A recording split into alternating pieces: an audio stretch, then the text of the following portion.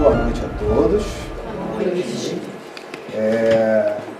Gostaria de deixar claro aqui a alegria em estar tendo essa oportunidade desse contato com cada um de vocês. Agradecer o convite feito pela Bia, tá? E que possamos aqui aprender um pouquinho mais, né? A Casa Espírita nos proporciona isso, a responsabilidade do estudo, do aprendizado, do conhecimento. E a parte mais difícil, a prática disso tudo. Ter a teoria apenas não basta, a gente precisa praticar esses valores todos os nossos dias. E como o Espiritismo é religião, é filosofia e é ciência, estamos hoje trazendo um pouquinho de ciência. Provas científicas da reencarnação. Como é que é? É isso mesmo. O que temos de provas é uma quantidade que vocês não imaginam. Ao final vocês vão perceber. A gente já tem na Bíblia aquela citação, né, de João Batista e Elias, que Jesus falava que Elias já tinha nascido de novo e era João Batista.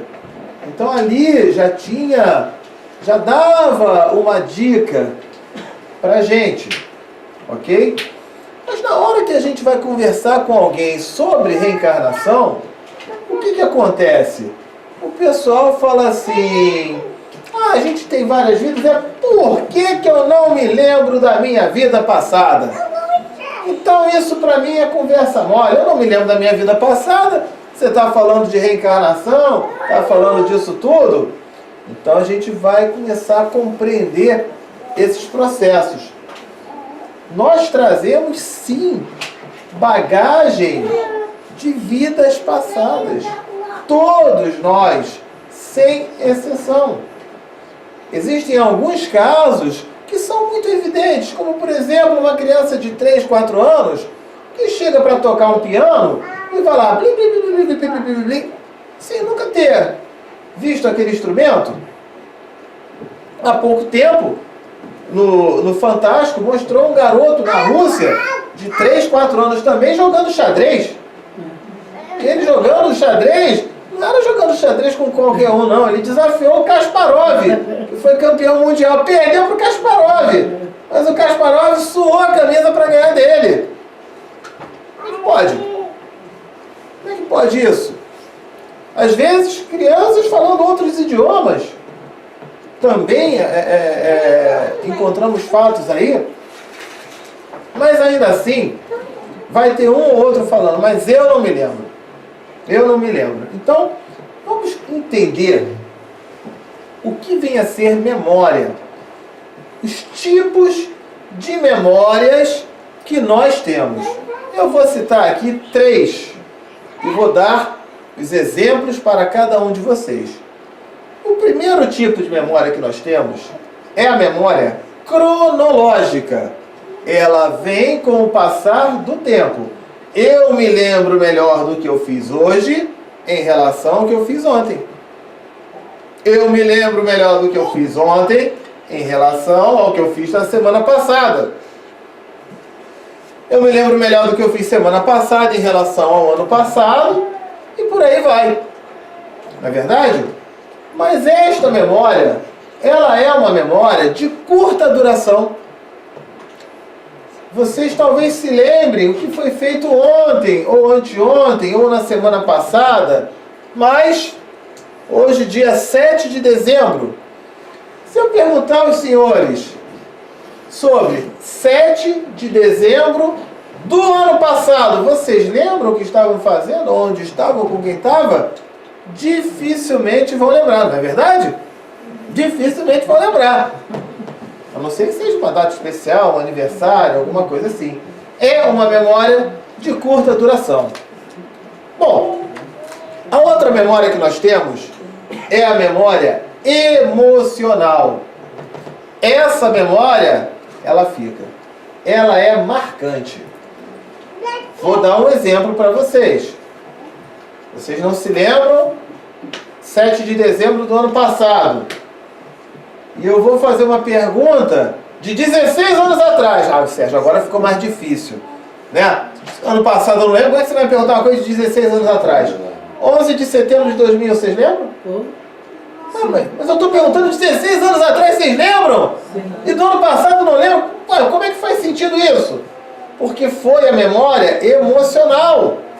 O dia que o Brasil ganhou a Copa do Mundo, o dia que o Brasil tomou aquela chinelada da Alemanha também, o pessoal devia estar reunido e ver aquilo acontecer. Na tua terra. Não é? Maracanã. Exatamente, né? Não foi no Maracanã, não, foi em Belo Horizonte. Eu nem sei onde foi. Foi em Belo Horizonte, foi em Belo Horizonte. Eu vou falar 7-1. Viu? A gente lembra, seja um fato do emocional coletivo, as pessoas que são jovens há mais tempo do que eu, lembram da chegada do homem à lua, e por aí vai. Nós lembramos, né? Não é isso? Lembram? Então, repara, pode ser um evento coletivo, como o 11 de setembro, o Jogo do Brasil, ou qualquer coisa desse tipo, como no emocional particular, uma data de aniversário, uma data de casamento, uma festa de 15 anos, uma data de formatura, ou um evento no dia a dia que tenha sido importante ou marcante, uma conquista, alguma coisa assim. Isso, inclusive, explica por que é que pessoas de idade avançada, pessoas muito idosas, não se lembram do que tomaram no café da manhã. E olha, você pode perguntar para ela às 10 da manhã, o que ela tomou no café da manhã há 1 hora, não lembra. Mas ela conta para você fatos e eventos de 1962, 1965, 1951, sei lá, com uma riqueza de detalhes extraordinária. Não lembra o que tomou no café da manhã e lembra de um negócio em 1960 e pouco. Por quê? Porque isso está na memória emocional. Marcou. É algo marcante. E o terceiro tipo de memória é a memória conectiva, a memória de conexão. É um link que acontece, tá? Estamos aqui nesse momento e de repente toca uma música e essa música era quando eu tinha 16 anos e tal. E essa música, o pessoal que é casado, que namora, e essa música foi a música que a gente dançou no casamento. E volta no tempo ali para aquilo.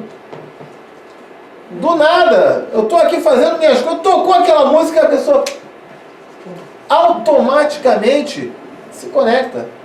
Pode ser uma música, pode ser um perfume, um cheiro. Esse cheirinho me lembra a comida da minha avó, e por aí vai. Pode ser também uma comida. Um local, Uma paisagem, uma foto, um filme. Simplesmente surge e a gente se conecta. Então, por que eu estou falando sobre esses 3 tipos de memória? Porque aí eu vou começar a trazer para vocês exemplos científicos que constam nesse livro aqui. É que bote aqui na câmera? Está aqui a câmera, assim? Assim. Subo? Assim, tá bom? Tá bom. Ele tem aqui nos Estados Unidos, até porque é do Ian Stevenson. Reencarnação, 20 casos. Mas 20 casos só, Sérgio? Espera aí, 20 casos nesse livro.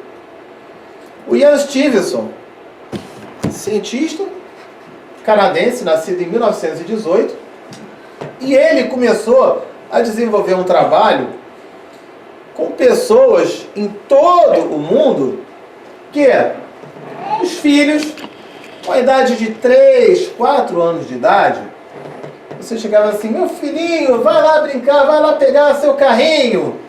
E a criança com 3 anos de idade falou assim: por que vocês estão me chamando de filho? Eu não sou filho de vocês. Eu tenho filho, eu tenho esposa, eu tenho família, eu tenho trabalho, eu moro numa outra cidade. E quer saber? Eu vou para lá. E de madrugada fugi de casa. Você imagina um pai, uma criança de 3, 4 anos, e várias noites, tem um caso que conta ali, 5 noites seguidas a criança lá fugindo para querer ir para casa dela. Imagine isso. E aí o Ian Stevenson, ele ia investigar de uma forma, ele não é espírita, de uma forma totalmente científica, para apurar os fatos. E tem alguns aqui, 20 casos de reencarnação, inclusive tem 2 casos no Brasil, que ele foi investigar. Nos anos 50, 60, até os anos 70. Mas, Sérgio, foram 20 casos só que ele estudou? Um pouquinho mais. Ele catalogou mais ou menos 2.500 casos. Tá bom para vocês?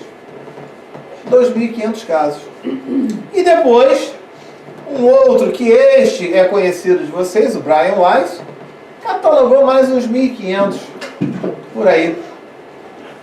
De fatos e de situações que ele ia investigar e já trabalhando do tipo, não, eu vou pegar aqui algum erro, eu vou pegar alguma coisa que esteja errada. O cientista, ele tem essa característica, né? Ele vai procurar aquilo que possa mostrar algo que não esteja batendo, né? E aí, o que acontece? Ao verificar estes casos, observou-se que essas crianças tinham um ponto em comum. Qual era?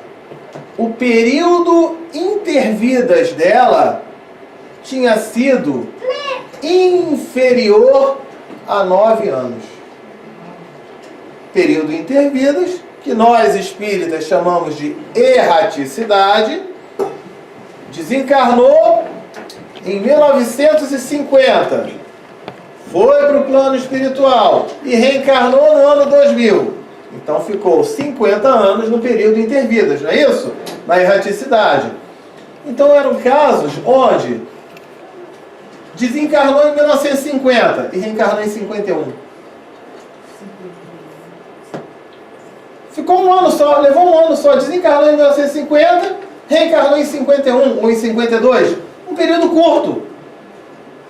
Então lembra da memória cronológica, que é a memória de curta duração? Em 1 ano ou 2, ainda tinha uma memória suficiente para lembrar da casa, do lugar onde morava, dos parentes, dessas situações. Ainda carregava essa memória cronológica. E, ao chegar a 12 anos, 15 anos de idade, praticamente não lembrava de mais nada. Isso em praticamente todos os casos foi observado, tá? E aí, eu vou citar aqui alguns casos, alguns exemplos. Eu preciso aqui dos nomes, né, para poder falar os nomes direitinho.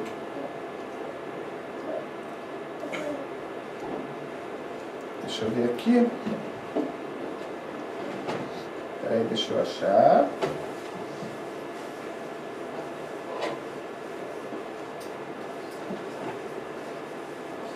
Então, teve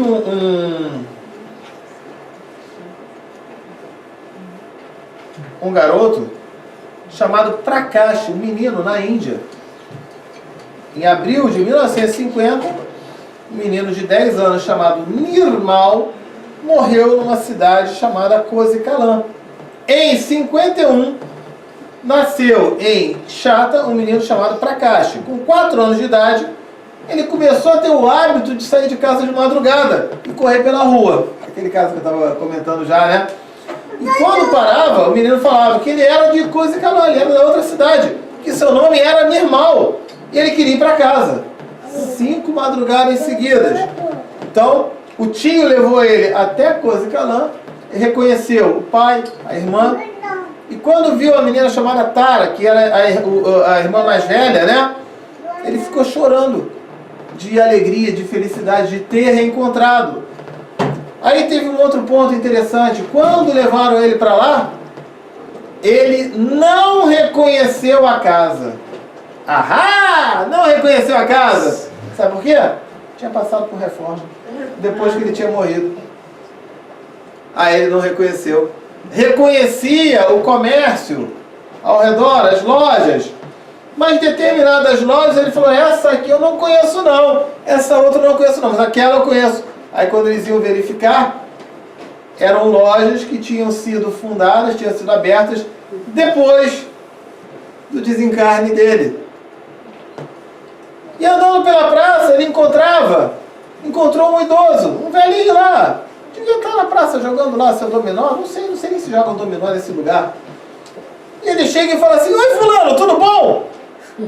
E ele olha, um garoto pequeno ali, né, daquele... Oi, quem é você? Eu sou o fulano, tal, eu sou o irmão. Poxa, não tá... Ah, inclusive você ficou me devendo aquele dinheiro que emprestei, né? Aí, claro que eu não paguei, você morreu. Como é que eu ia pagar? E assim vai. Então são casos, né? O primeiro caso, né? Esse simples. Que a gente vai observando, como é que pode explicar? E aí ia o pessoal do Ian Stevenson, repara só. Hoje eu estou aqui a convite da Bia.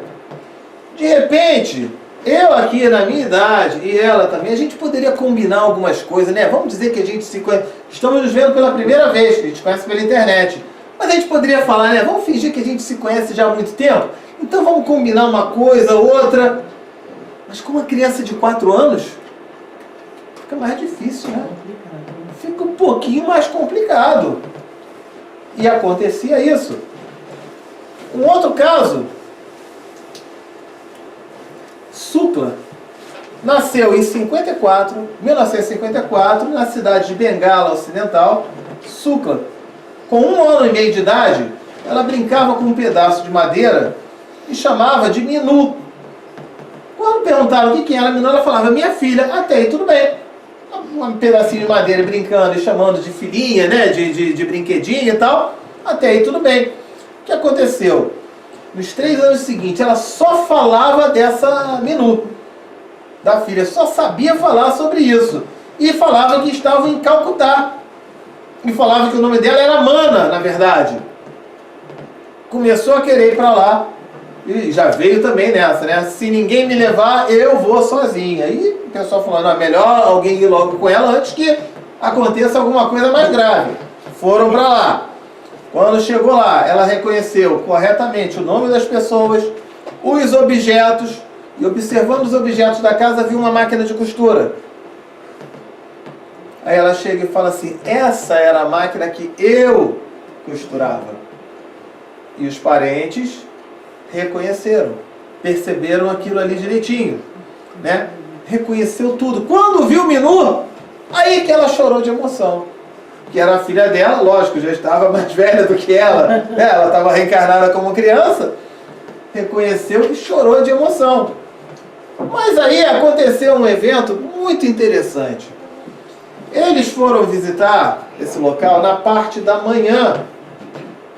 E o pai da Minu, ou seja, o marido dela na vida passada, ainda não tinha chegado em casa para almoçar. E aí ela chega para alguém na casa e fala assim, olha, prepara lagostinhos para o almoço. Era o prato predileto do marido. E aí eles chegam, vão almoçar, né? Vão todos almoçar. E quando o marido termina de almoçar, a gente quando termina de comer não fica um restinho no prato? Né? Às vezes fica um restinho e tal. Ela, com... que idade aqui? 4 anos que eu falei, né? Com 4 anos, ela pegou o prato dele, do marido da vida passada, e começou a comer os restos. E agora, mas por que ele está fazendo isso? Porque era um hábito cultural lá, a esposa raspar os restos que o marido deixa no prato. E ela fez isso automaticamente. Então são casos, né, que a gente fica... Não é verdade? Ela está gostando desses casos. É isso? Então, são casos assim, né? Interessantíssimos. Aí ela foi abrir o armário de roupas lá da família. Já tinha muita roupa que não era mais dela. E nos armários das filhas e todo mundo tinham 3 saris, aquela roupa típica, né? Entre dezenas de roupas, ela falou, essa e essa era minha. E era. Então a gente começa a pensar, né? Por que nós não nos lembramos, então? Porque, muito provavelmente, o nosso período intervidas foi um período superior a 9 anos. O que na nossa doutrina espírita, estudando, a gente percebe que eles falam, né? Os espíritos falam que realmente a gente leva um tempo maior para o reencarne. Mas eles também falam que isso não é uma regra. Então tem casos de reencarnes que acontecem dessa maneira, já com um tempo menor, dependendo da necessidade, né, da possibilidade, da missão de cada um, das provas e por aí vai, né, que precisa passar. Vou contar um outro aqui.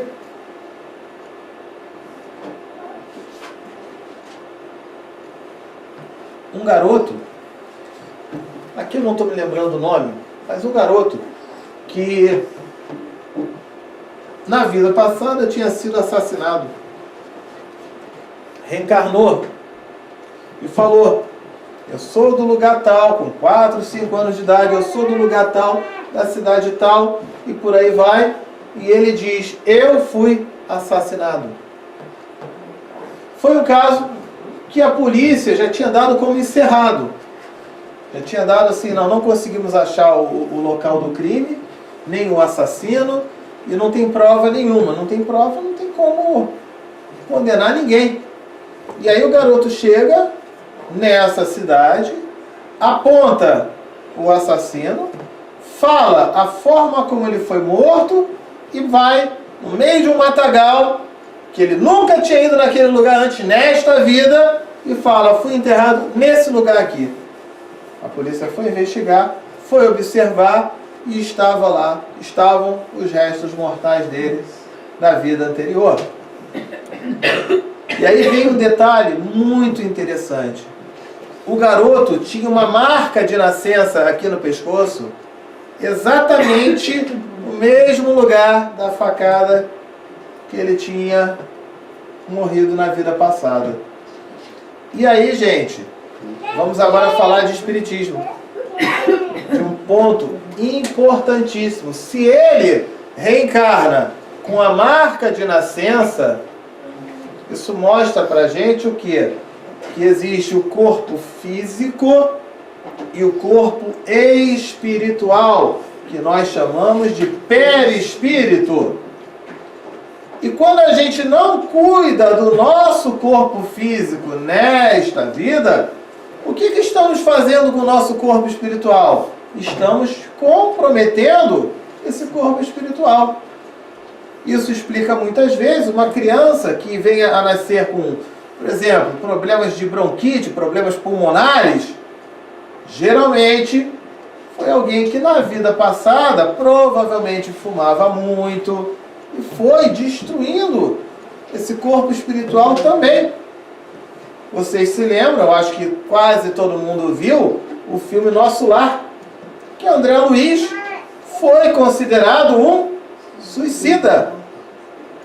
Ele não deu um tiro na cabeça, não fez nada, mas foi considerado um suicida, porque ele foi se autodestruindo em relação a isso. É por isso que nós temos tantos relatos, quando uma pessoa fala, por exemplo, sobre suicídio, ou aborda esse tema, em psicografias daqueles que já que tiveram um suicídio, né, na outra vida e tal, eles narram o quanto passaram por sofrimentos. E qual o motivo desses sofrimentos? É muito simples. Ele vai destruir o corpo físico. Mas junto com essa destruição do corpo físico, destrói o corpo espiritual. Imagine uma pessoa que vai pular do 10º andar, e aí se destrói toda, mas ela não morre. Ela vai ficar como? Ela vai sofrer muito, né? Vai ficar muito complicada. E aí aquele então, que de repente pulou do 10º andar, e aí o corpo físico morreu, mas o que ela fez com o corpo espiritual? Estragou tudo. Passa por um sofrimento muito grande, muito forte. E daí, aquela situação da marca de nascença. Nós temos também um caso, né, que o próprio Chico Xavier, que ele conta de Santos Dumont, que tinha se suicidado, né, por enforcamento, e reencarnou com problemas e depois ficou tetraplégico, por causa desse comprometimento, né? Isso aí, quem observar, bota no Google, né? Chico Xavier, Santos Dumont, vocês vão ver ali tudo isso direitinho. Então, o que acontece? Tem um outro caso, que é muito bacana também, de um garoto, que ele chegou com a mãe dentro de casa, a mãe preparando a comida, e ele falava assim: mãe, não faz essa comida não, olha, vamos lá em casa, que a minha esposa faz uma comida, ó, é uma cozinheira de mão cheia. E a mãe ficou: mas que história é essa? Que cozinheira de mão cheia é essa? Tá o garoto de fralda ali falando disso? Não, é uma cozinheira de mão cheia.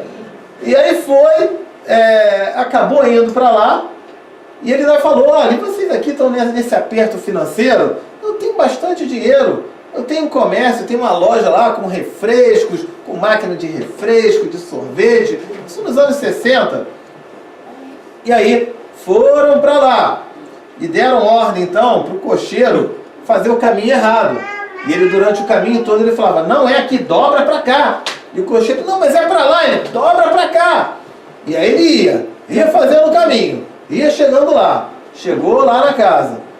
Chegou na casa, reconheceu todo mundo, para variar, né? Pegou as fotos, aí fizeram: não, vamos dar umas fotos para ele olhar. Ele pegava a foto, aí ele falava: aqui na foto tá fulano, fulano, fulano. Até aí tudo bem. Mas aí ele falava assim: essa foto, isso aqui foi no dia do aniversário de não sei quem. O tio não sei quem tomou toda, estava bêbado, aconteceu tudo. Contando tudo que aconteceu no evento. Ele não se limitava a falar o que estava na foto.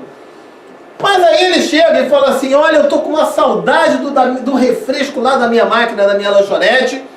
Vamos lá, gente, vamos lá. O garoto da cidade chamou todo mundo para ir para lá, né? Beleza. Ele vai para lá.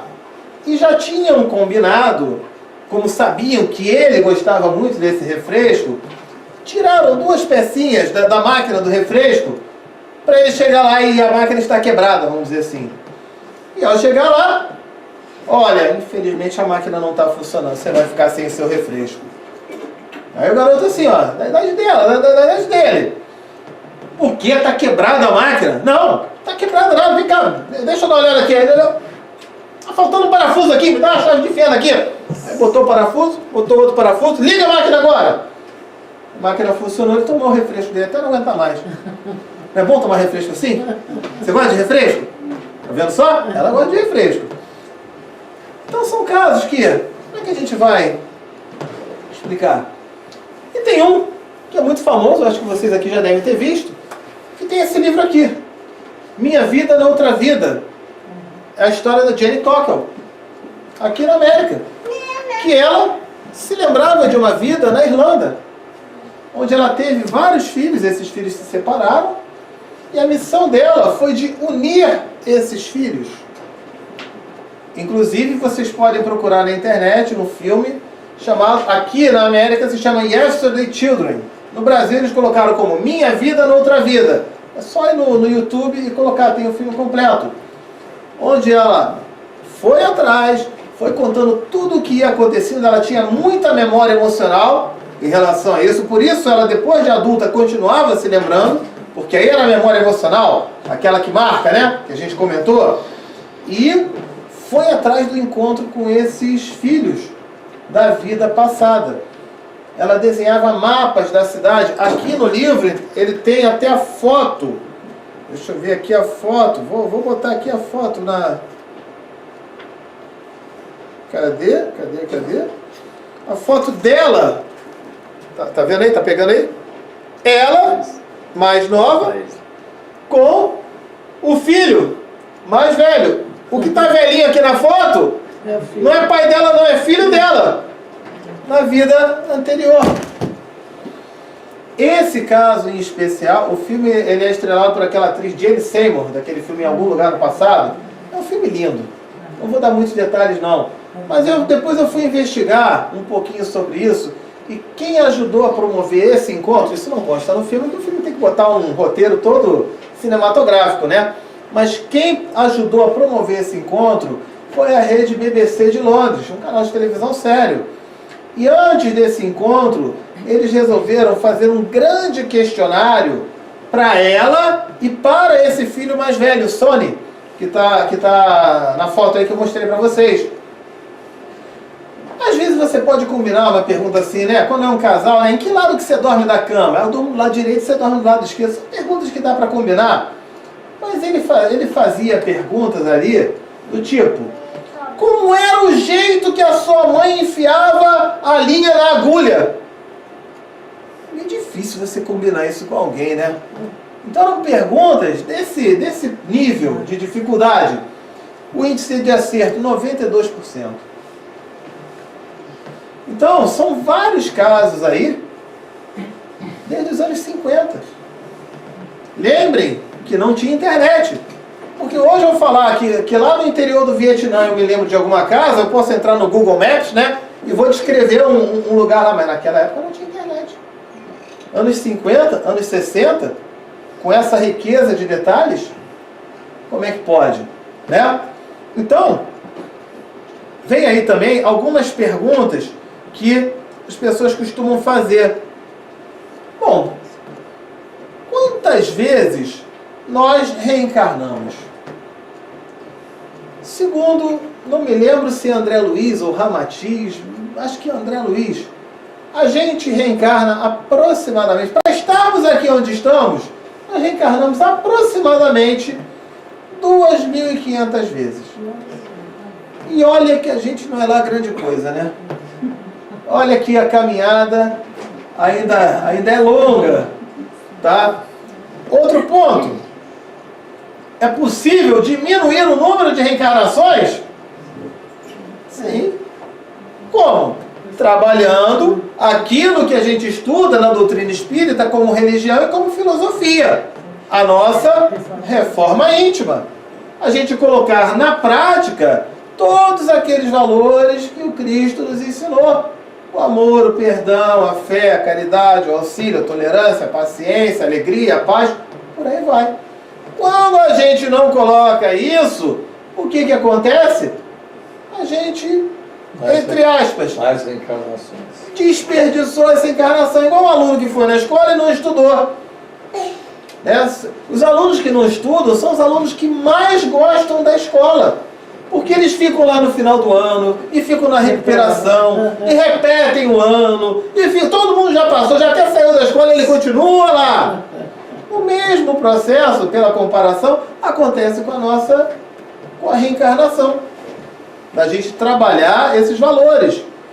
Um outro ponto que é interessante, a reencarnação apenas na Terra? Não. Em vários planetas. Reencarnamos em vários orbes, vários planetas. Os espíritos nos falam, né, que existem basicamente 5 tipos de mundo primitivos, somente das cavernas, os de provas e expiações, sofrimentos, dificuldades, que é o caso do nosso planetinha Terra.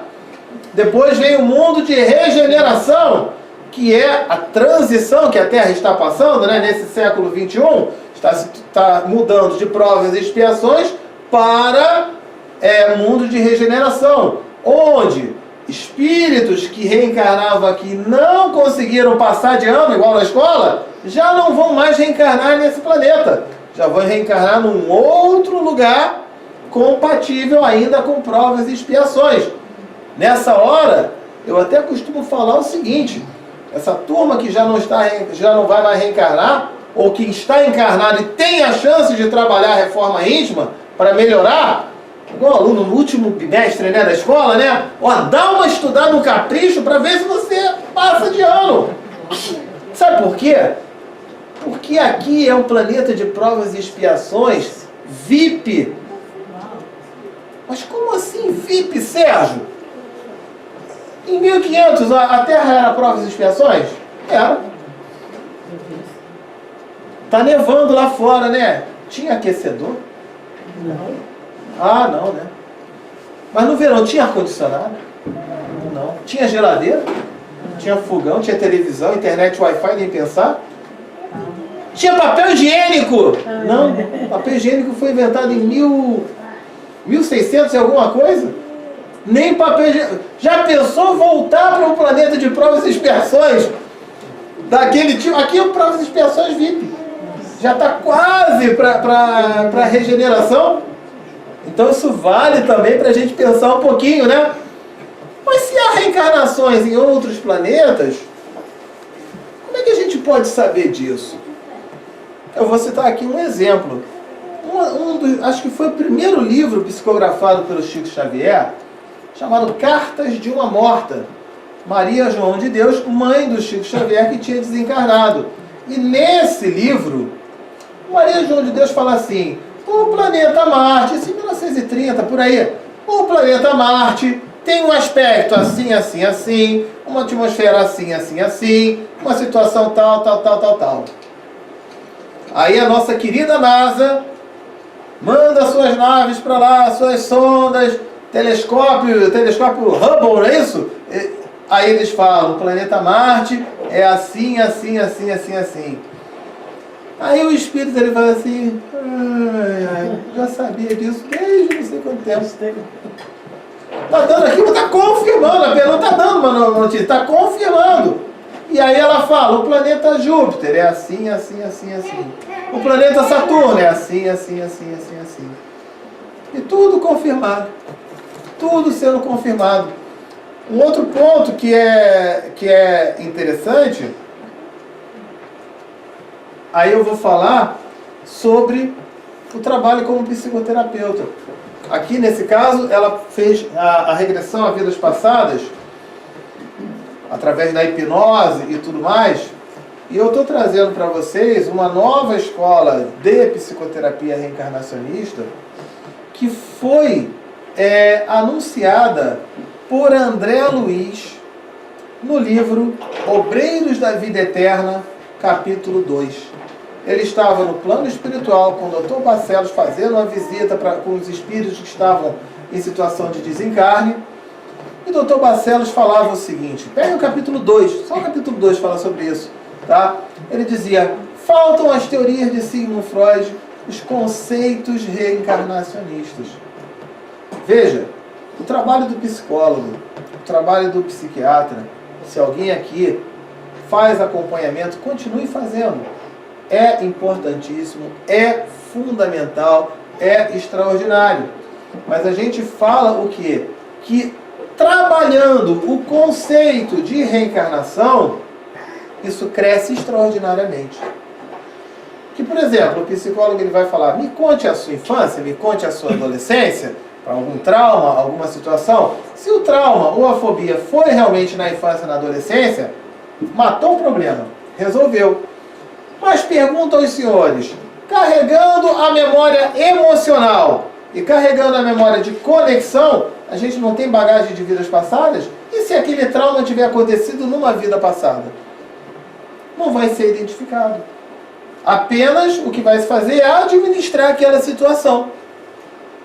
Então existe na psicoterapia reencarnacionista, ela é uma terapia que tem essa regressão. Mas, Sérgio, essa regressão é com hipnose? Não, não é com hipnose.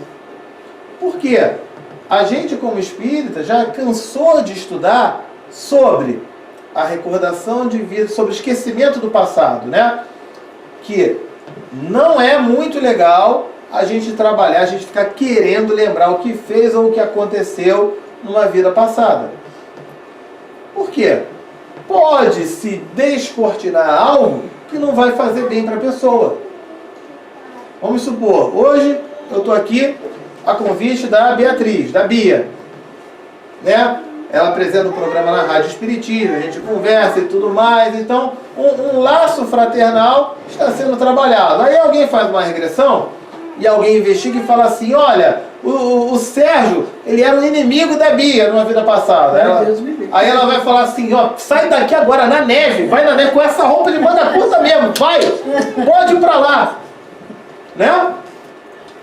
Todo aquele trabalho, aquele processo de resgate, ele pode ficar comprometido.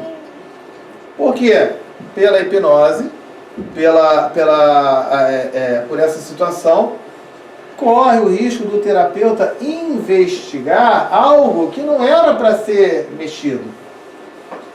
Mas, na pergunta 399 do Livro dos Espíritos, ele fala sobre isso, mas ele comenta também o seguinte, em alguns casos, algumas situações, quando vindo espontaneamente através de espíritos superiores, é válido sim e importante.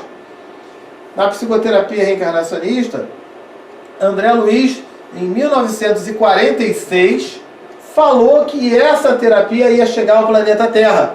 Chegou em 1996, através do Dr. Mauro Quisco, lá em Porto Alegre, no Brasil. Acho que vocês nunca ouviram falar isso. Chegou lá, trabalhando exatamente conforme consta no Livro dos Espíritos. Por quê? Ela não tem hipnose. É um relaxamento. A musiquinha, a pessoa vai se harmonizando, se tranquilizando. E quem traz as lembranças, quem conduz a regressão, não é o terapeuta, é o mentor espiritual daquela pessoa. O anjo da guarda. Um espírito superior. E aí ele mostra fatos, situações que são importantes dentro daquele processo. Dentro do aspecto de memória emocional, dentro do aspecto de memória de conexão, que a gente comentou logo no início. Vou contar aqui alguns casos, só para vocês perceberem como isso ocorre. Tá? Uma pessoa, isso foi em Copacabana, um senhor já, problema de depressão, ele ficava isolado no apartamento, não saía de casa, apartamento todo escuro, aquela situação toda. Isso foi uma colega nossa que atendeu, e ele lá não tinha mais ânimo para nada com relação à vida. Foi fazendo a psicoterapia, que é uma psicoterapia de reforma íntima, depois eu vou falar sobre esse aspecto de reforma íntima, tá? Mas é uma psicoterapia de reforma íntima, mas numa regressão, o mentor espiritual dele mostrou uma vida onde ele morava na França. E ele pintava quadros, era um pintor. Não era nenhum Leonardo da Vinci, nenhum Michelangelo, mas dava suas pinceladas e era feliz com aquilo que ele fazia. Passou um tempo, na outra sessão de terapia e tudo mais, vamos fazer análise da regressão e tudo mais, e aí ele chega e fala assim, olha, eu resolvi fazer algo que foi um rasgo de ousadia para mim. O que você fez? Eu desci, fui lá no outro quarteirão e me inscrevi numa escola de artes. Resolveu entrar na escola de arte. Geralmente a pessoa mais idosa costuma apresentar um grau de dificuldade em relação ao mais jovem. Ele apresentava um grau de facilidade na hora de pintar. A ponto da professora falar assim, você já pintou antes, né? E ele falou, nessa vida não. E através disso, ele começou a participar de vernissagens, de eventos e tal. Resolveu a depressão dele. Melhorou a depressão dele. Um caso que aconteceu comigo nessa visita aos Estados Unidos, que eu estou nesses últimos 20 dias, eu já estive dando palestra em Orlando, já fui para Pompano Beach, para New York, para Newark, e agora aqui, em Detroit. E quando eu estive em Orlando, ficar 3 horas, 4 horas de Pompano Beach, fui lá dar a palestra e a gente comentou sobre isso. E teve uma pessoa que depois chegou para mim e falou, Sérgio, eu queria começar a fazer a terapia. Eu falei, nossa, mas você está longe, eu já não estou mais em Pompano Beach, são 4 horas. Ele falou, não, eu vou até aí. Eu vou no hotel que você está. Eu falei, tudo bem, vem, a gente atende, vai fazendo, vamos ver o que pode ser feito. Mas qual é o seu problema? O que está acontecendo? Eu tive uma situação na minha vida que tive um herpes e com esse herpes, vendo o rosto com a boca, né, com aquela feridinha, já curou, já está resolvido, né? Já está tudo bonitinho. Mas de alguns anos para cá, que foi quando se manifestou pela primeira vez, ela começou a ter um toque, né? Toda hora lavando a mão, se limpando, medo de tocar nas coisas, sensação de que tinha de inseto, de bicho, ou qualquer coisa assim. Imagina, né? Ficou um tormento ali a vida dela, a rotina dela. Vendo inseto, lagarta ou qualquer coisa assim, uma sensação muito desagradável. E por aí vai. E que ela não conseguia mais se desprender disso. Ela já ficava tensa, já ficava nervosa, já ficava preocupada com relação a isso. Vamos lá, vamos ver o que teu mentor vai mostrar nessa regressão. Aí ela visualiza uma vida onde ela estava presa num desses castelos medievais, estava presa lá num calabouço, acorrentada, e neste lugar, o que acontecia? Os condenados, eles ficavam lá apodrecendo. Né? Não tinha direitos humanos, não tinha nada. Lá, acorrenta lá, deixa morrer lá. Enquanto está morrendo, junto com outros, vinham bichos, vinham insetos, vinha tudo isso. Até o desencarne. Quando ela se viu com a feridinha, lembra da memória de conexão? Se conectou aquilo e passou a trabalhar no dia a dia uma fobia inexplicável. Chegou ali, desconectou, conseguiu se desconectar. Vou falar um outro caso. Esse caso aí já não foi comigo, foi em São Paulo. Uma mulher de 15 anos para cá, ela começou a apresentar um sintoma muito esquisito, muito estranho. Ela podia ter acabado de tomar banho, tá limpinha, cheirosinha, maravilhosa, e ela falava assim: eu tô com um cheiro horrível, eu tô com um cheiro insuportável. E as pessoas falavam: mas que isso, mulher? Você acabou de tomar banho?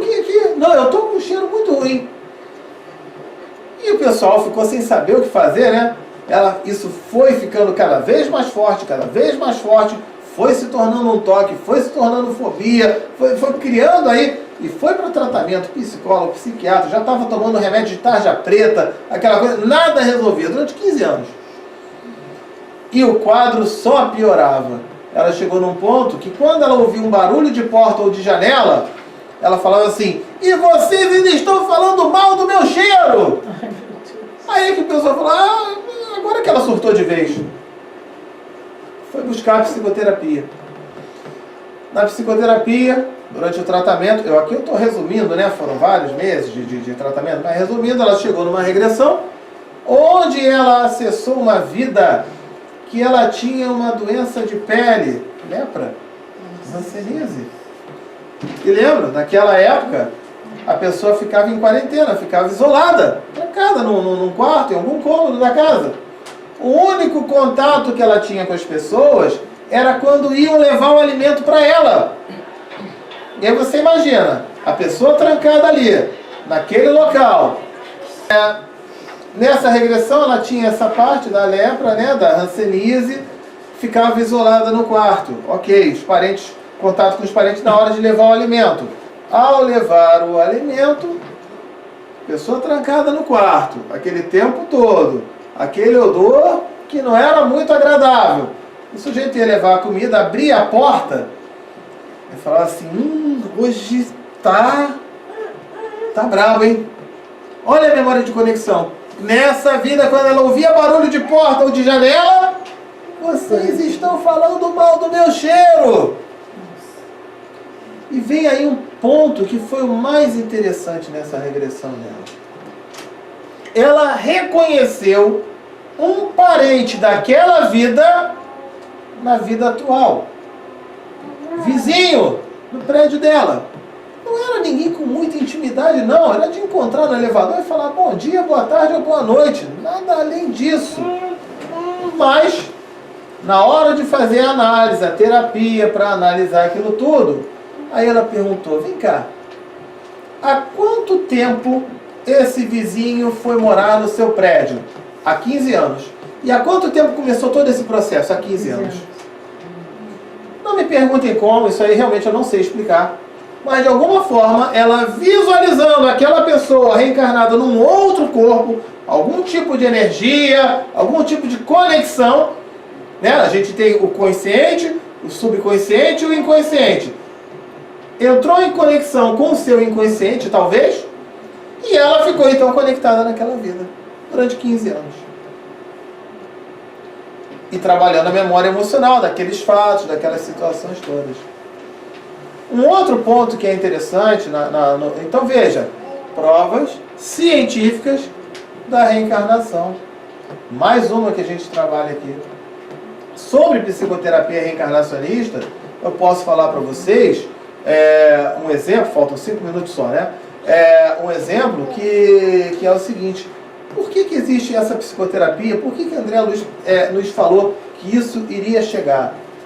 Principalmente para que a gente pudesse trabalhar a nossa proposta espiritual. O que é limitado? É a nossa vida encarnada ou é a nossa vida como espírito? Limitado, somos nós encarnados. Temos data de nascimento e data de desencarne. Não é isso? E para que a gente reencarna? Para corrigirmos nossas imperfeições e aprimorar nossas virtudes. Não é isso? Legal. Mas isso gera um conflito muito grande com a gente. Por quê? Eu vou reencarnar com uma proposta de eu passar por provas, por situações que vão fazer bem para mim, para o meu espírito, minha evolução. Mas o eu encarnado não gosta muito disso não. Ah, não gosta muito disso não. Quer ver uma coisa? Se eu tiver que aprender a esquiar na neve, Bia, você é meu anjo da guarda. Então eu estou lá no plano espiritual e falo assim: Bia, eu estou precisando aprender a virtude de esquiar na neve. Bom, você vai falar o quê? Sérgio, reencarna em que lugar? Michigan? Ah, mas eu adoro o Brasil, gente. Ah, eu adoro a praia de Copacabana, eu gosto de praia. Vocês querem que eu reencarne num lugar que tem neve? Não. Mas aí a Bia vai falar o quê? Você quer melhorar? Vai reencarnar sim! Vai reencarnar sim! Aí eu reencarno. Mas aí tá um friozinho gostoso, né? Aqui tá quentinho, né? Ah, eu vou esquiar nada? Aí o que a Bia vai falar? Sai, vai agora, sai daqui agora, vai esquiar sim! Aí eu vou esquiar. Eu nunca esquiei antes. O que vai acontecer na primeira, na segunda, na 10ª? Eu vou levar tomba, eu vou me machucar, eu vou me esborrachar todo. Aí eu vou ficar, esse meu anjo da guarda tá na bronca comigo, não é possível, né? E vou continuar aquilo. Então, para a gente desenvolver isso tudo, aí eu chego num momento, eu falo assim: quer saber? Eu tô indo pro Rio de Janeiro, vou ficar na praia, não vou fazer nada. Aí quando eu desencarno, aí eu vejo a Bia, meu mentor espiritual, meu anjo da guarda ali falando: que papelão, hein? Você com a tua proposta de reencarnar para aprender a esquiar, para aprender tudo isso e tal, e você só queria ficar na praia. E agora o que eu faço? Volto de novo para passar tudo de novo. Eu prometo que eu vou ser boazinha. Por isso, 2.500 encarnações. A gente vai para a Sibéria. Né? Vai para a Sibéria, que aí não vai ter jeito. Né? Então, repara só. De repente eu tenho que desenvolver a virtude da paciência. Eu reencarnar filho do Gandhi com a Madre Teresa vai me ajudar em alguma coisa para eu desenvolver a virtude da paciência? Não. Eu tendo Gandhi, eu vou aprontar, vou fazer um monte de coisa e tal. Aí o Gandhi: meu filho, tudo bem e tal. Né, Madre Teresa, ó. Provavelmente eu vou ter que ter no meu convívio alguém que me tira do sério. Ou eu vou ter que viver situações que me tirem do sério. Isso desagrada ao meu eu encarnado. Mas para o meu eu espiritual, que é o principal, que está em progresso, é importantíssimo, é fundamental. E aí eu tenho que desenvolver a virtude da paciência.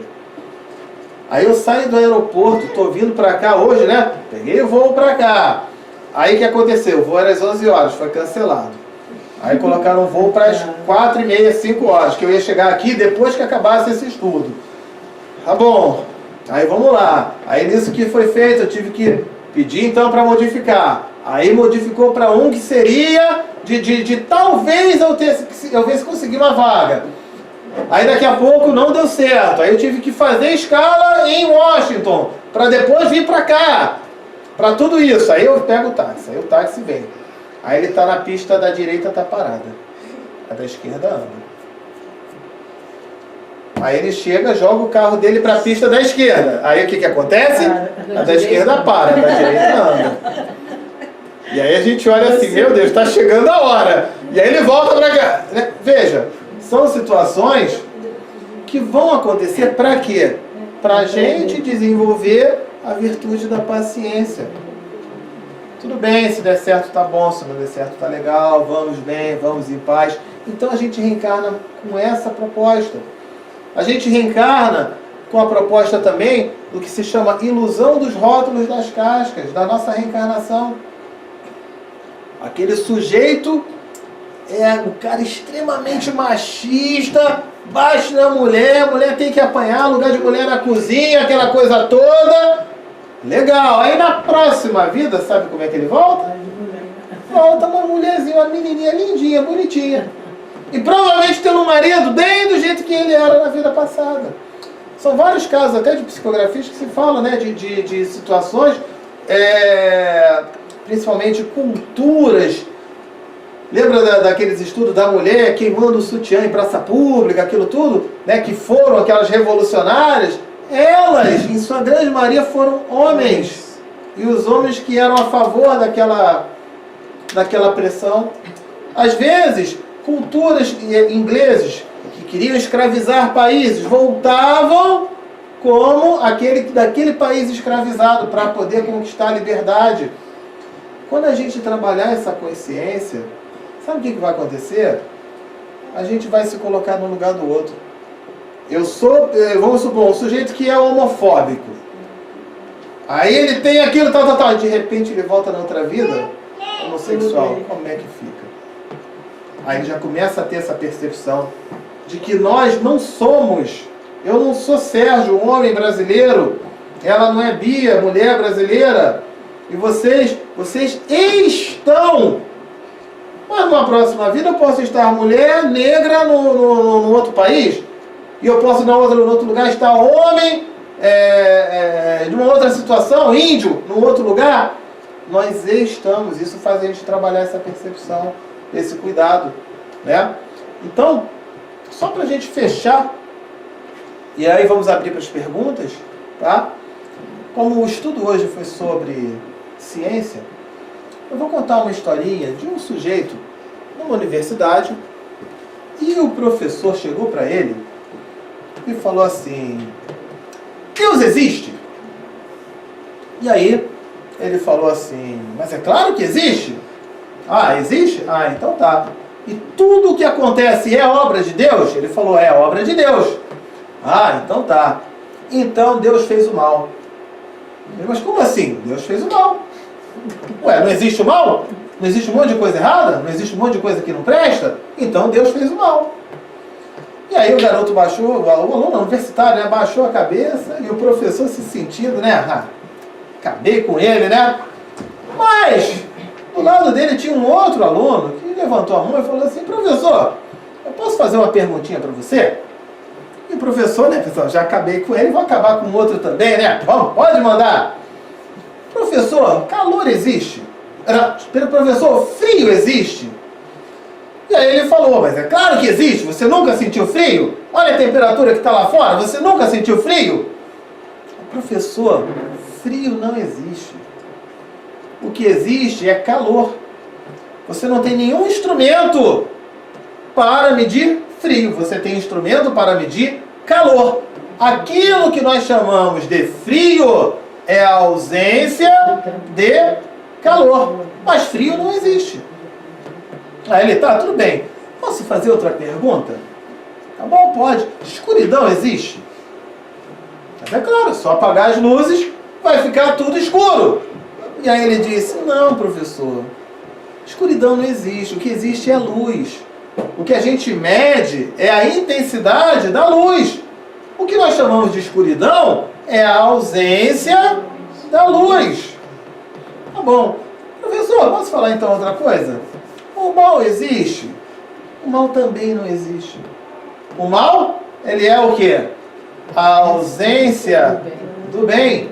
Nós, reencarnados, trazemos essa essência divina, a semente divina. Estamos em processo de evolução, de desenvolvimento, de reforma íntima, e todos nós chegaremos lá.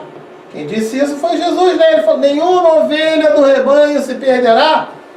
E ele inclusive dizia: homens de pouca fé, podereis fazer tudo aquilo que eu faço e muito mais. Então, quando a gente vê algo errado, que nós chamamos de maldade, tudo, na verdade não é. É por uma questão da ignorância, e é a ausência do bem que ainda está acontecendo naquele lugar, com aquela pessoa, com aquela situação. O aluno falou isso. Estava junto da sala do diretor da faculdade, da universidade. E ele chegou e falou: meu rapaz, por favor, qual é o seu nome? E aí ele falou: meu nome é Albert Einstein. Então, tá aí mais uma lição. Com relação, vou só dar aqui um recado, que tem muita gente que assiste pela internet e quer conversar e quer tirar dúvida. Então a gente convida para conhecer a Rádio Espiritismo, www.radioespiritismo.com.br. Os panfletinhos foram entregues aqui. Se alguém tiver dificuldade para instalar o aplicativo, né, no iPhone ou no Android, pode falar comigo aqui ao final, eu instalo para vocês, não tem problema nenhum, tá? E tem o meu WhatsApp também, quem quiser conversar, tirar dúvida, qualquer coisa, é 21, o código do Rio de Janeiro, né? Aqui tem que botar 1155, né? Mas quem no país que a pessoa tiver... 5521. 5521. Então aqui é diferente já de... o Brasil que é 1155. Tá. Ok. Tá. Então, eu vou falar o meu número aí, onde vocês estiverem, já sabe. 21 992475631. Então, repetindo, 21 992475631, tá? E vamos abrir para as perguntas, então. Alguém gostaria de... Tem uma pergunta aqui Vamos lá. na internet. Aqui. Sim. O Ivo está perguntando o seguinte: como se transfere a memória sentimental e de ligação entre as existências? Memória sentimental. Seria através do perispírito? Pergunta dele. Como que é transferida a memória? Olha, como é que é transferida a memória?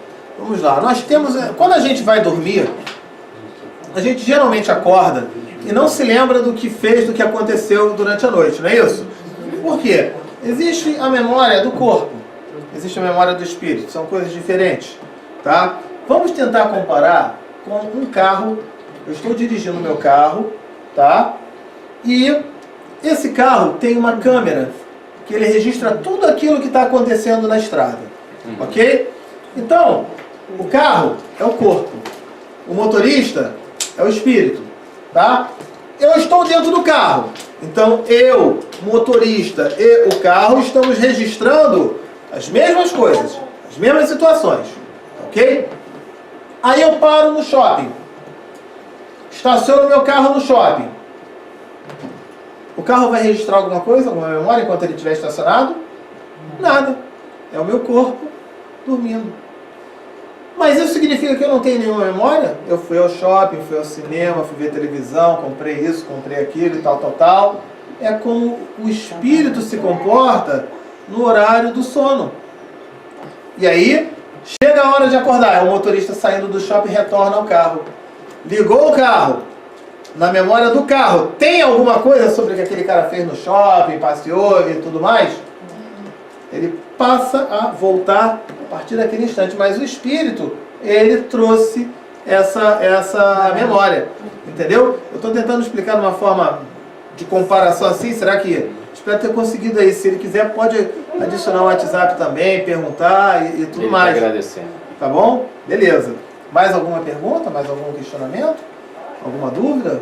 Você poderia falar um pouquinho sobre a psicoterapia de reforma íntima? Psicoterapia de reforma íntima. A psicoterapia da reforma íntima, ela vem dentro daquilo que eu estava comentando. Reforma íntima é o quê? É a gente corrigir nossas imperfeições e aperfeiçoar as nossas virtudes, não é isso? Então, dentro desse processo, é muito importante, quando eu falei logo no início, né, aqui a gente estuda. Mas ter apenas a teoria é suficiente? Não. A gente precisa praticar. A gente aqui na Casa Espírita se abraçar, se beijar, cumprimentar, é fácil, é tranquilo. É como o caso lá do garoto que é filho da Madre Teresa com o Gandhi, é mole. Mas e na hora que ele tiver um vizinho que tira ele do sério? Um marido que é incompreensível, uma esposa, um chefe no trabalho e tudo? Essa é a prova que ele vai estar passando. Essa é a reforma íntima. E aí ele coloca assim, mas o que eu fiz? Eu joguei pedra na cruz. Sérgio, tem muita gente que chega, Sérgio, eu quero fazer uma regressão. Porque com certeza, eu joguei pedra na cruz. Só pode ser. Para acontecer tanta coisa complicada, tanta coisa difícil. Mas não, ela é uma terapia de reforma íntima. E nessa hora também, teu nome é? Beth, nessa hora também tem um aspecto fundamental.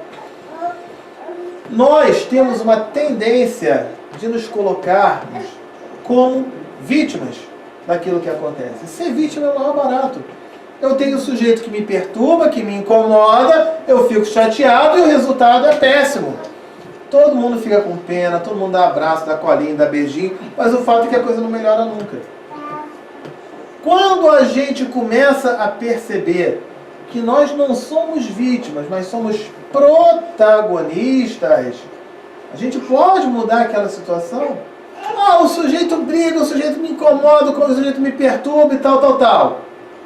Mas eu tenho um padrão de comportamento, e aí André Luiz fala que é personalidade congênita. As minhas características, o caráter, o pensamento, o sentimento, a forma de agir, eu carrego aquilo da vida passada. Assim como na hora que a gente desencarna, ninguém vira santo. A gente continua a mesma pessoa, a gente está no processo de evolução. Então repara só, quando a gente vai trabalhar essa reforma íntima, a gente traz o que se chama em psicoterapia de gatilhos. São situações que provocam um padrão de comportamento meu e que não me faz nada bem. E que o resultado não é nada legal. E tudo depende só da pessoa. Então, só da própria mente. Exatamente. Quer um exemplo? Imagina um garoto na escola. Ele chegou, entrou na escola, os colegas botaram um apelido nele. Ele ficou zangado com o apelido, ninguém gosta de apelido, foi para casa chorando. Aí a mãe foi na escola, reclamou com o diretor e mudou ele de escola. Aí ele foi para uma segunda escola. O que aconteceu? Colocaram apelido de novo para ele. Aí ele voltou para casa chorando. Aí a mãe dessa vez não foi falar com o diretor, foi falar com a professora. E continuaram botando apelido, ela ficou na bronca, ficou chateada, e aí a mãe mudou de escola de novo. E foi para uma terceira, uma quarta, uma quinta escola, quando já estava na 10ª escola, botaram apelido, o garoto pensou assim, meu Deus do céu, eu já não aguento mais mudar de escola. O livro que eu estou nessa escola, eu já estou na página 430. Se eu mudar de escola, eu vou começar de novo na página 1. Tem que jogar isso fora. Quer saber? Estão botando apelido? Deixa botar, me fala, chama o jeito que você quiser. Não vou nem ligar. E quando a gente não liga para o apelido, o que acontece? O apelido não pega.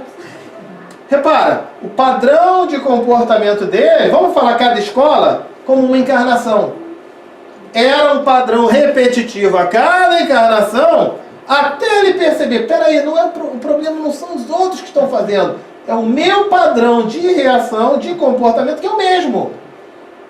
Isso é reforma íntima. Com quem às vezes tira a gente do sério, né? No caso da paciência, da tolerância, no caso da prática da caridade, que às vezes eu também, eu venho com a missão de praticar a caridade, né, vir na casa espírita, mas está nevando hoje, é tão melhor ficar em casa, está passando televisão, vou ver, né? Então, ó, vai se desperdiçando. Por isso, 2.500 encarnações, e por isso a gente responde, a gente pode acelerar esse processo, só depende de nós.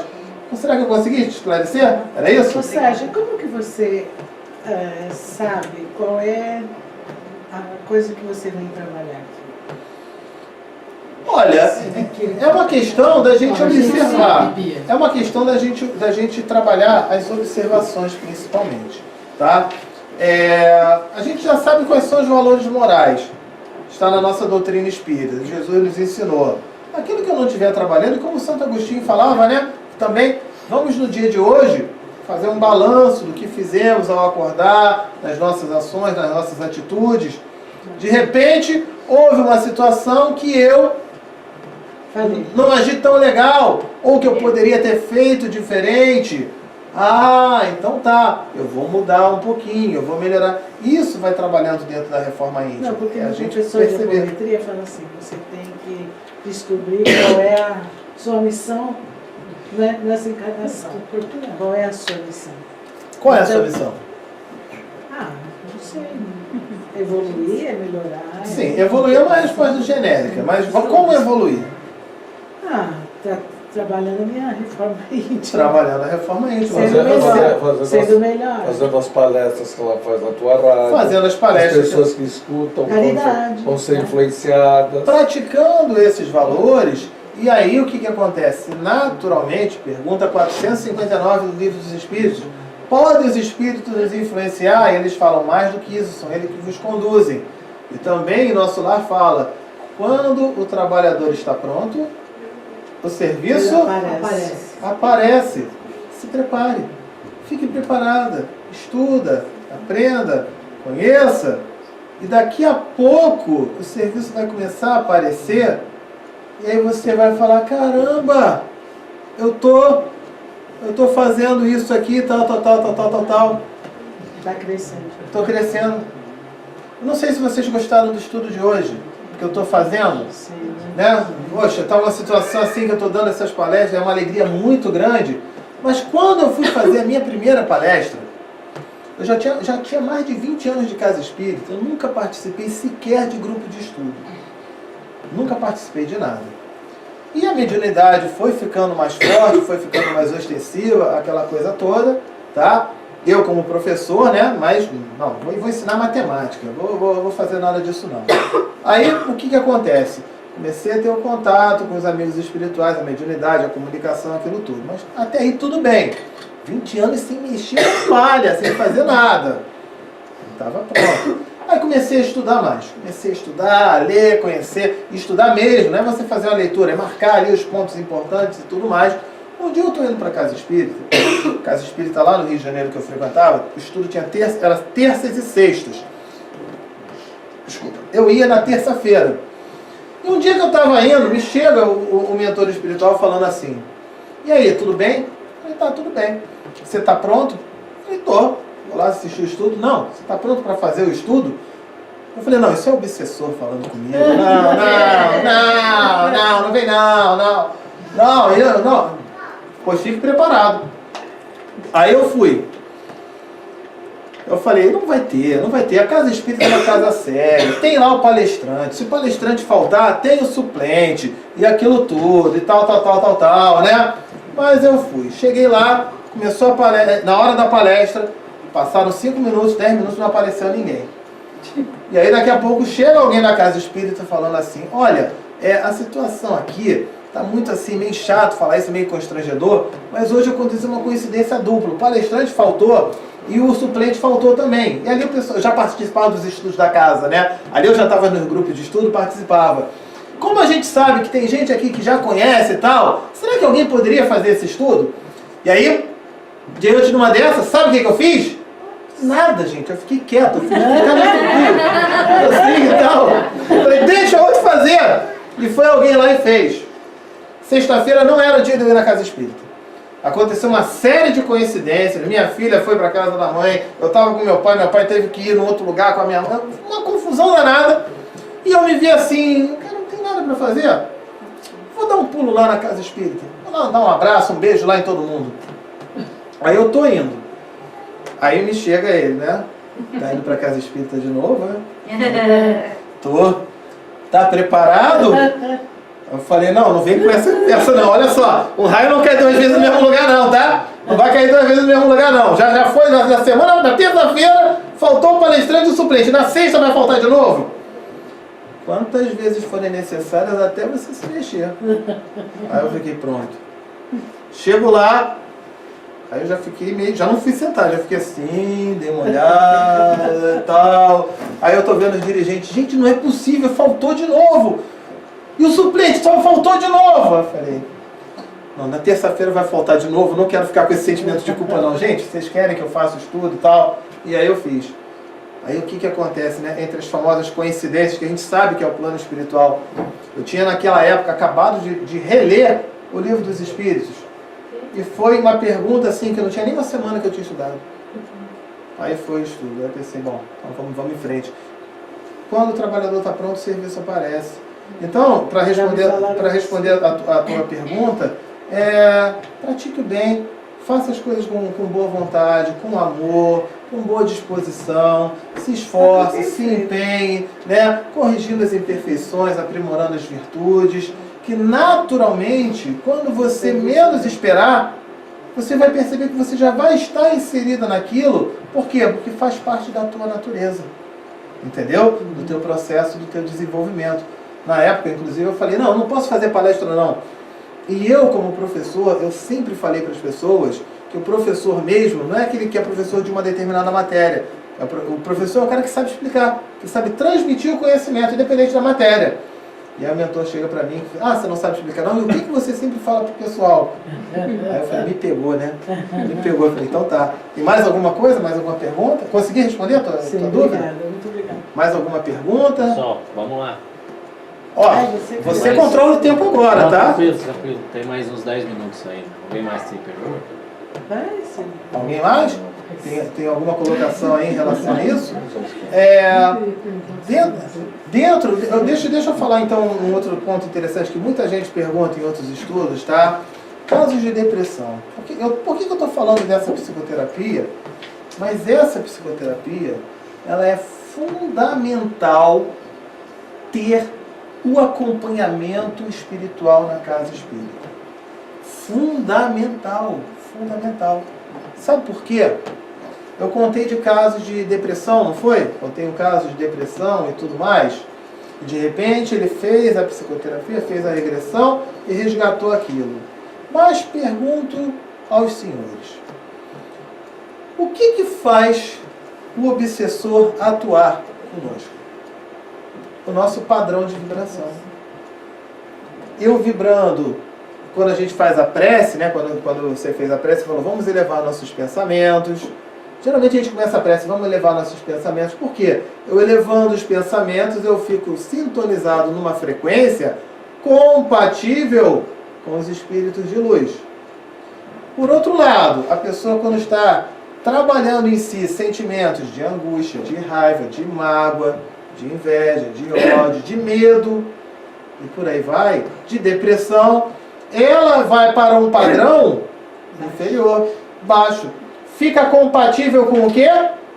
Com aqueles espíritos inferiores. E aí vai trabalhando a obsessão. Então é muito importante a gente ter esse cuidado. Por isso a importância do trabalho conjunto. Ele faz a psicoterapia, mas faz também a casa espírita, o tratamento espiritual. Até mesmo porque, se ele for para a casa espírita, fala assim, olha, eu estou vindo aqui na casa espírita, eu quero só fazer uma desobsessão e depois eu vou embora, tá bom? Aí a casa espírita faz. Sabe o que vai acontecer? Ele vai fazer a desobsessão e não vai adiantar nada para ele. Por que não vai adiantar nada? Só um vai ser beneficiado? O obsessor. O obsessor vai ser beneficiado, porque na hora da desobsessão, ele vai ser orientado, vai ser esclarecido, vai ser amparado e vai ser encaminhado para as colônias do plano espiritual. Ok? Para o obsessor foi muito bom. Mas aquele rapaz, ele não trabalhou a reforma íntima. A gente não trabalha a reforma íntima na doutrina espírita? Não trabalhou a reforma íntima, então ele continua vibrando em que padrão? Baixo. Vai vir um outro obsessor igualzinho ao que estava antes. Só muda o CPF do obsessor. Só mudou o ID do obsessor. Por isso a importância do tratamento espiritual na casa espírita. para ele começar a estudar, começar a perceber, começar a praticar esses valores, né? Essa reforma íntima, entendeu? É muito importante a gente compreender a importância desse trabalho. Sérgio, e se o obsessor é mais forte do que a pessoa para vir? O obsessor é mais forte, mais forte do que a pessoa. É. A pessoa não consegue Olha, controlar. ela vindo para a casa espírita, ela vai ter o tratamento espiritual. Repara só, o mal, o obsessor, bom, nem sempre o obsessor ele está desejando o mal, é o primeiro ponto aí. Como assim? Tem o inimigo de vidas passadas, sim, mas tem às vezes um parente querido que fica ali junto e que fica e acaba prejudicando. Ele quer ajudar, mas acaba prejudicando. A gente já estudou isso no Livro dos Espíritos, tá ok? Mas o bem não prevalece diante do mal. É muito interessante como a gente tem uma facilidade.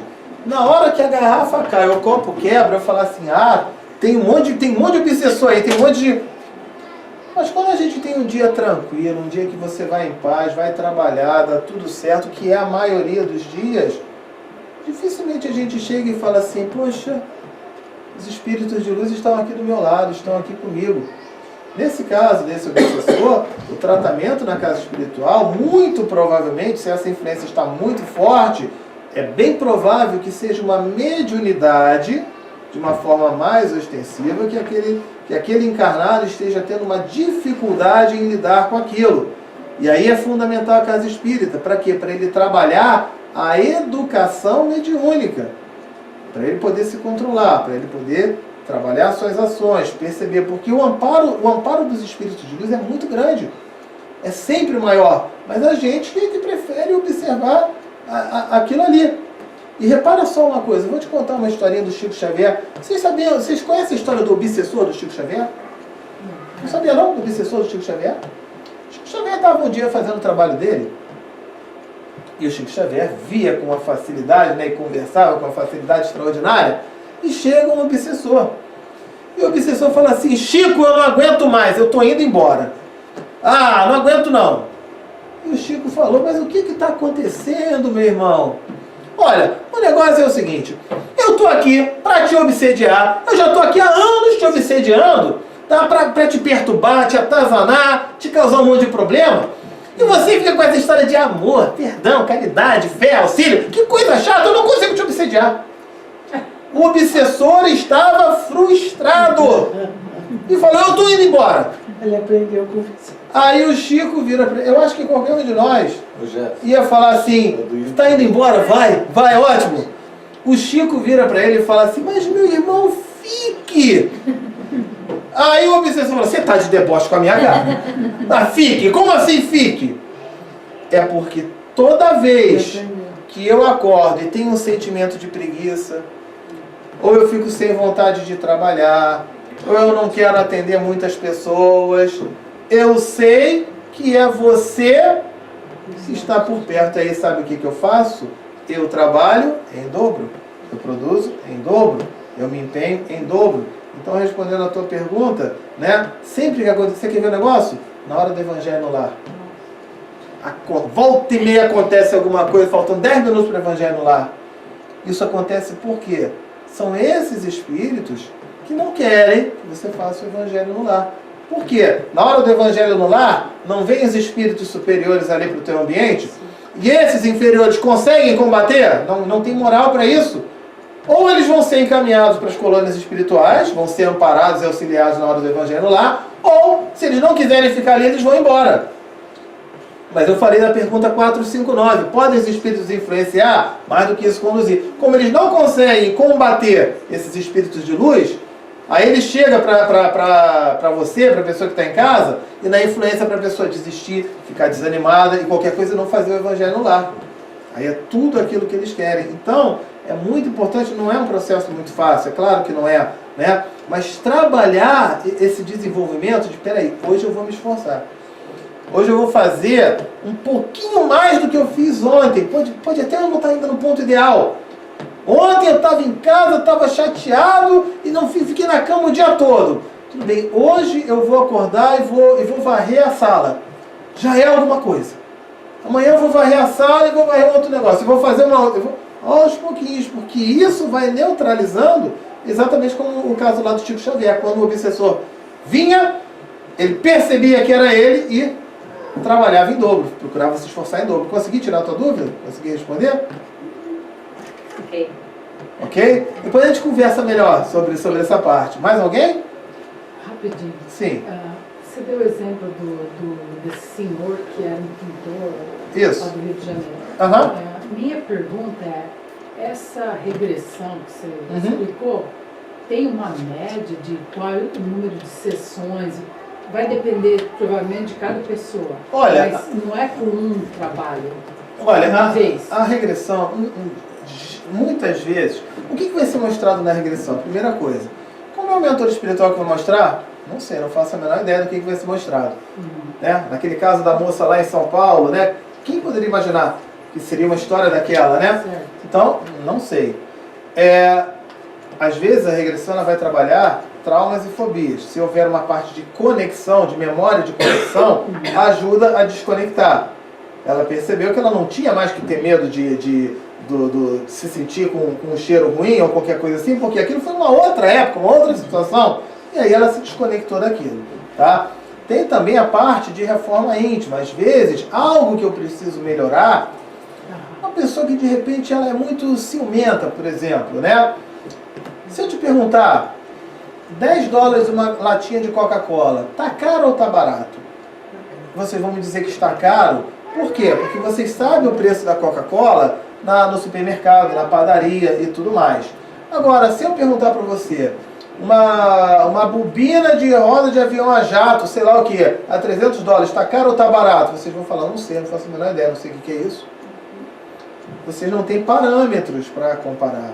E eu aqui encarnado, como a minha memória cronológica ela ficou limitada, eu não tenho esses parâmetros. Às vezes, com a psicoterapia, com a regressão, ela pode levar 6 meses para levar 1 ano, 2 anos, não sei o tempo, tá?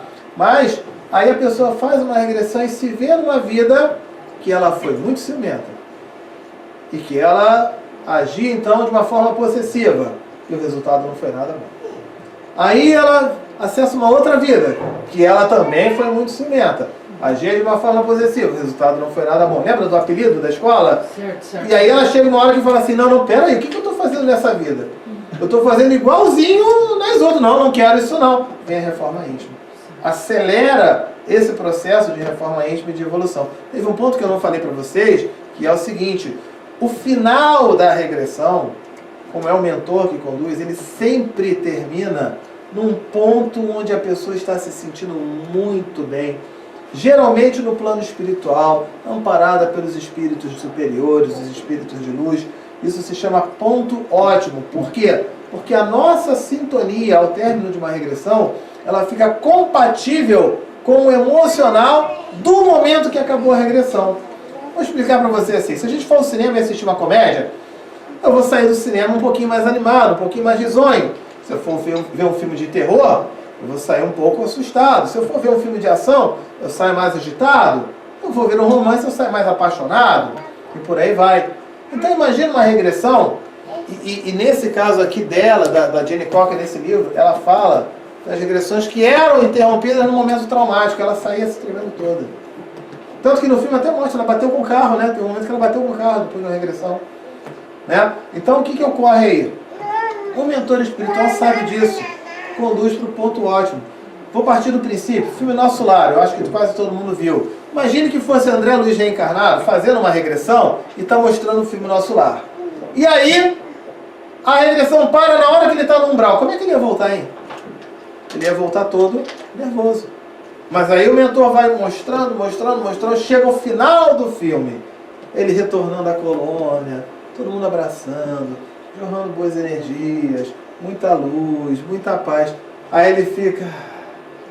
É a hora que termina a regressão. Entendeu? Então, um tempo realmente específico, eu não sei te dizer, depende de cada caso, o mentor é que vai mostrar. Mas, geralmente, quando são situações de traumas ou fobias, costuma, não é uma regra. De repente, você for fazer psicoterapia com alguém, olha, tá levando... Não é uma regra. Depende da situação, mas costuma ser mais rápido. Geralmente com 1 ou 2, como foi o caso da moça lá que eu atendi, e só que ela já já foi para desconectar, entendeu? Mas a de reforma íntima, dessas percepções, que é a grande proposta de reencarnação, essa costuma demorar um pouquinho mais. Cada Ok? caso é um caso. Cada caso é um caso, né? Não tem caso, não tem dois casos iguais. Né? Mais alguma coisa? Mais alguém? E aí, pessoal? Vocês que sabem aí. Vocês querem fazer mais Conseguiu alguma esclarecer? pergunta? A Quem gente hoje quiser- deixou o dia para... Se alguém quiser conversar em particular, eu fico aqui, vou ficar aqui à vontade, podem ficar à vontade, perguntar, tirar as dúvidas, pode adicionar o WhatsApp, não tem problema nenhum. A única coisa que eu falo é que nem sempre eu consigo responder na hora. Algumas pessoas mandam que eu responda na hora, não dá, né? Mas eu sempre respondo. Eu Se tenho uma quiser passar pergunta, o zap Sérgio. para alguém, pode passar. Todas as perguntas são respondidas. Pode falar. É uma até um pouco técnica, talvez. Você mencionou que a pessoa que criou essa a psicoterapia que você aplica, reencarnacionista, foi uma pessoa lá de Porto Alegre. Mauro Quitico, ele é o presidente da ABPR, Associação Brasileira de Psicoterapia Reencarnacionista. Uhum. Tá? Tem portal abpr.org, ali você vai encontrar tudo isso. E vinda pelos espíritos que passaram para ele, que André Luiz já tinha, ele se tornou um instrumento disso. Existe alguma influência dessa terapia com a apometria, que também foi criada lá no Sul pelo Lacerda, do Dr. Lacerda? Porque Olha, nós temos aqui, até tem um professor de apometria que trabalha aqui às terças-feiras, algumas pessoas aqui fazem apometria, o curso de apometria com ele, Sim. e tem alguma similaridade Tem entre a semelhanças, sua isso. terapia Tem, e a... tem semelhanças, minha não, Isso, esse tipo da de psicoterapia reencarnacionista. Seus. Tem aspectos semelhantes, tá? E Você conhece a apometria? E Você poderia outros não. dizer mais Eu não ou menos? conheço Conhece, profundamente a apometria, não. Mas o que outras pessoas responderam, algumas coisas têm uma semelhança, tá? Já outras nem tanto. Como essa parte da própria regressão, do mentor espiritual mostrando isso, conduzindo ela para o ponto ótimo, dessa desconexão com fatos que vêm da nossa memória de conexão, né? Aquilo que eu expliquei para você. Como a parte de reforma íntima, da gente perceber fatos, situações que vêm acontecendo, entendeu? Então tem isso aí, mas tem algumas coisas a ver com a apometria, outras não. Mas são coisas distintas. Ok?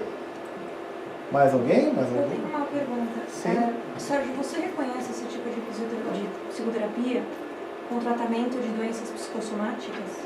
Também ajuda. Também ajuda. Tá? É aquilo, muitas vezes a doença, a nossa manifestação, a nossa doença, o que é uma doença? Uma dor. Ela é a manifestação do nosso emocional. Ela tem um aspecto emocional da gente, de reforma íntima, é algo que não está funcionando, é algo que não está bem. Então eu vou te dar um exemplo. E a gente tem, por uma questão cultural, querer na farmácia e comprar logo remédio. Eu comento até que no Brasil, no Rio de Janeiro, é incrível, tem mais farmácia do que supermercado. Tem uma coisa errada. Tem mais farmácia do que supermercado. No Brasil inteiro. No Brasil inteiro tem alguma coisa errada. Mas o que ocorre? A gente tem o efeito e quer passar aquele efeito sem procurar realmente a causa. Nos transforma em escravos dos remédios. Tá? E se a gente for trabalhar essa parte emocional, você quer ver? Fibromialgia. A fibromialgia, às vezes, 1 ou 2 sessões de psicoterapia, já desconecta. Dependendo do caso, já consegue desconectar, já consegue resolver problemas físicos. A gastrite. A gastrite, ela é o quê? A pessoa chega, está sentindo aquela queimação no estômago, aquilo tudo, aí ela vai comprar lá o hidróxido de alumínio, aquilo tudo fica eternamente tomando aquele remédio. A indústria farmacêutica adora isso. Mas a gastrite, ela é um sintoma de pessoas que têm, como a sua personalidade congênita, na sua característica, ela trabalha sentimentos de estresse, sentimentos de ansiedade, e por aí vai. Então isso vai causando um resultado para ela que provoca a gastrite. Aí ela toma o remédio, passa, toma o remédio, passa, toma o remédio, passa. Mas continua sem resolver a causa. Vocês querem ver uma coisa interessante? Se vocês forem procurar Masaru Emoto, um japonês, conterrâneo, Bem, já desencarnou Masaru Emoto, fez um trabalho extraordinário, que ele fotografava as moléculas da água. E ao fotografar as moléculas da água, alguém às vezes falava uma palavra agressiva, ou algum sentimento agressivo, aquela foto da molécula, a água ficava toda disforme. Mas às vezes colocava uma prece, uma palavra de amor, ela ficava igual aqueles floquinhos de neve, toda bonitinha, toda legal. Né? Isso comprova, por exemplo, a nossa fluidificação da água na casa espírita. A gente está enviando o quê? Bons pensamentos, bons sentimentos. Aquela água fica maravilhosa, fica extraordinária, né? Assim como na hora que a pessoa está trabalhando agressividade, sentimentos que são imperfeições, o que ele faz com aquela água? Destrói. E aí eu pergunto aos senhores, nosso corpo é constituído quantos por cento de água? 70%. 70%. Como anda, através dos bons pensamentos, bons sentimentos, atitudes, como anda a água interior de cada um? É um caso da gente pensar, não é verdade?